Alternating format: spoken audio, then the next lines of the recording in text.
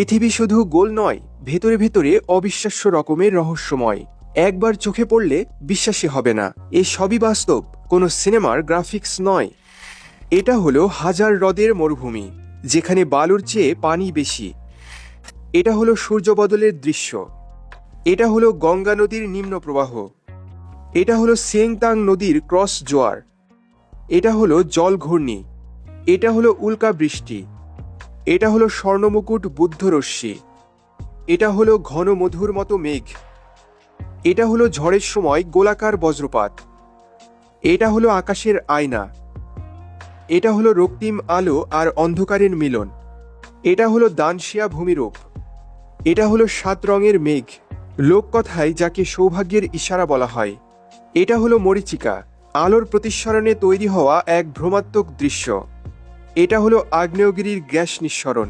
এটা হলো কৃত্রিমভাবে বজ্রপাত ঘটানো। এটা হলো বেইপান নদীর সেতু। এটা হলো এক ঝাঁক রূপালী ধারা আকাশ থেকে নেমে এলো।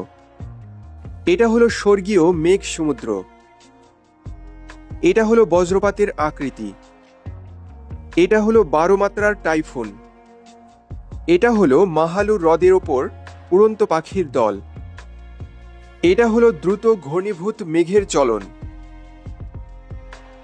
এটা হলো হাইনানের ঝড়। এটা হলো নীল শিখা। এটা হলো উত্তর মেরুর আলো। এটা হলো সোনালী আলো পাহাড়ের ফাঁক গলে প্রবেশ। এটা হলো 7 সূর্যের ভ্রম। এটা হলো সূর্যের আলোয় সোনালী পাহাড়।